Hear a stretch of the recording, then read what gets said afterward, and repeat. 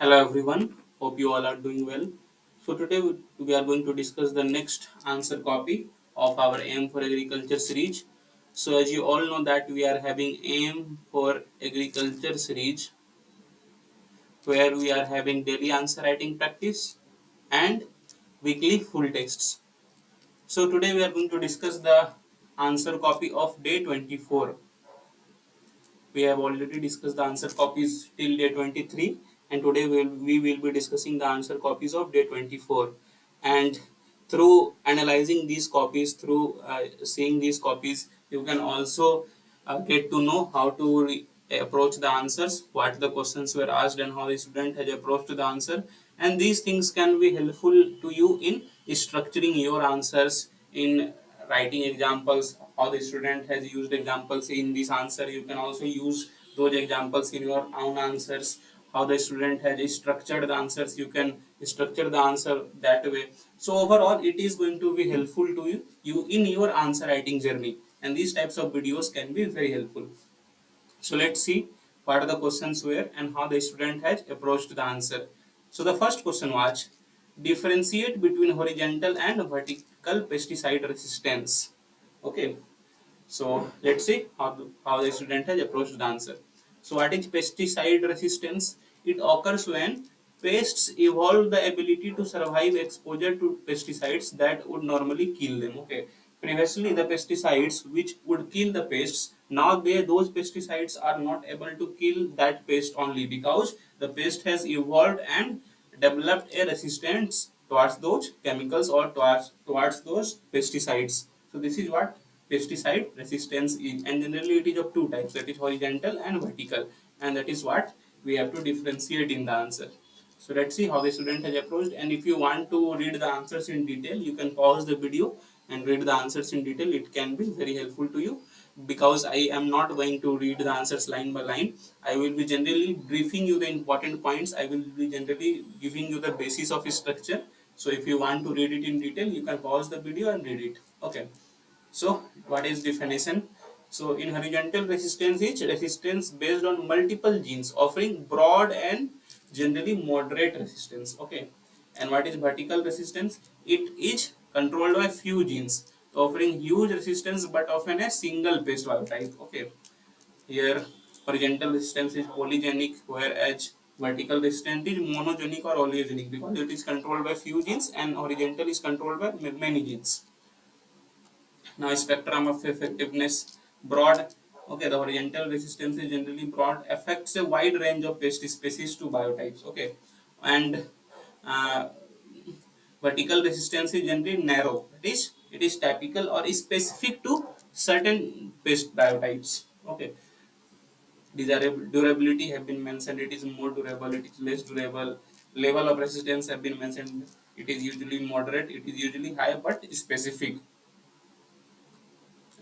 Development have been mentioned, how these resistance developed, how the pests adapt, examples have been mentioned. Okay, so this way you can approach the answer. You can pause the video and read all the points in detail if you want to, and again appropriately concluded. So very well written answer, all the basic points have been covered, and it was a fairly written answer. Now let's move to the second question. The second question, what are nutri cereals? Discuss their importance. So it is an important question because nutri cereals are recently highly in news, especially millets, because 2023 was UN year of millets. So let's see what are nutri cereals. So nutri cereals are those cereals which contain high amount of nutrition, among them highly nutritious grains. This could be sorghum, this could be pearl millet, this could be finger millet, this could be little millet. So these all are what? Nutri cereals. Okay. So recently we know that 2023 was International Year of Millets, that has been also mentioned by the student. Now what are the importance of nutri cereals? When you see the second part of the question is asking us about the importance of nutri cereals. Discuss their importance. So first of all, they have high nutritional value. Okay, making it complete diet, kind of complete. They have high amount of protein, they have high amount of fibers, so very good for our body. They are rich in dietary fibers, obviously. For examples have been also mentioned, such as foxtail millet, They are gluten-free nutricellars such as amaranth. So generally wheat has a high amount of gluten. That is why when we have to cut gluten, we go and eat chapatis made from the flour of gluten-free grains. That could be amaranth. Okay, they have low glycemic index. For example, barley. They are rich in antioxidants. For example, buckwheat. They are full of essential minerals such as ragi. They can be okay, they can help us in improved health such as chia seeds, oats. They provide cultural and agricultural diversity. Obviously cultural diversity is there. They could provide us diversity in the cuisine and also agricultural diversity because they are very much tolerant crops to high less amount of water. They can be grown in many type of millets can be grown in drought tolerant areas, and overall they provide sustainability to our agriculture through providing agriculture diversity.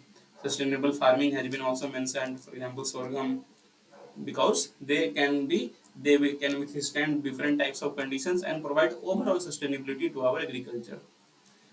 And other points have been also mentioned such as how these can be incorporated in our lifestyle such as individual level, family level. So although you can write all these things, but try to keep this thing in brief because these are not directly asked in the question. So you can briefly mention these things in your conclusion, so that would be helpful.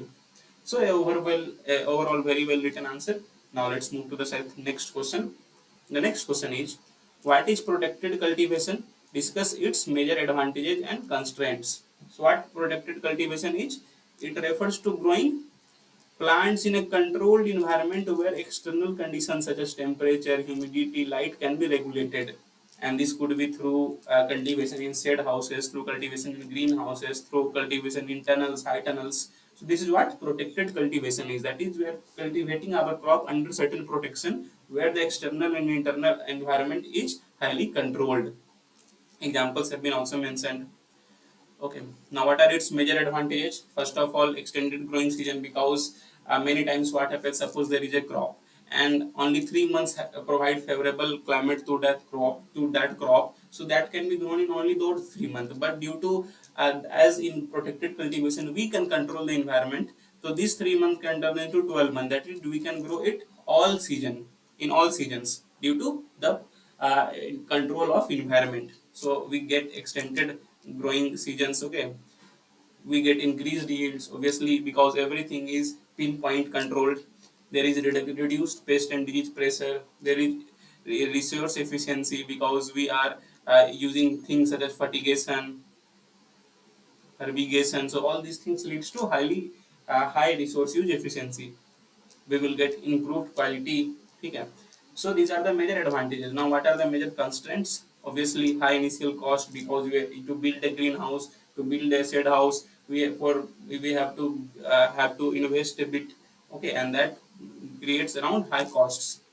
High operational costs are there because for maintaining temperature, for maintaining humidity, we have to get different equipments, different kind of conditioners, air conditioners. So all these things leads to high costs. Farmers need technical expertise because they have to deal with technical machines. There is limited crop selection because not all the crops will be growing in the shade house or greenhouse, because only those crops which can be produced in less amount of area in high amounts can be grown. You cannot make your shade house for 10-20 hectares. That is, these are some of the limitations. Environmental effect is there, such as heating, energy consumption. So these are some of the constraints. What could be the way forward? That is adoption of IoT and automation, increased subsidies through MIDH assistance. All these things will lead to more adoption of these types of protected cultivations. Training initiatives can be done. Extension can be provided by ICR, by KVK through Atma, which that should be focused on crop diversification. Agri-tech startups can be started through these things such as Ninja Cast is again a startup related to protected cultivations. So very well written answer, and again nicely concluded. So I hope you understood the answers and the copy was very well written. So I think when you read these types of copies, they help you also to improve yourself, because we get to know how to structure answers. You can see how the student has nicely structured the answer. So I structured the answer. So through learning these types of points, you can also structure your answers like this, and that could be helpful to you. So that is all for today. I hope you understand everything. So please do like, please do share, and please do subscribe. It takes a lot of hard work to make such videos for you on regular basis में ऐसे videos को बनाने के लिए काफी hard work लगता है. It takes a lot of motivation to bring such courses for you. We can see that this course is nearly 10 to 20 times cheaper than any coaching institute available anywhere. ठीक है. So to bring these types of courses, to bring these types of video on regular basis, it takes a lot of hard work. So when you like, when you share, when you subscribe, it motivates us to bring such kind of things for you on a regular basis. So that is all for today. Have a nice day. Thank you.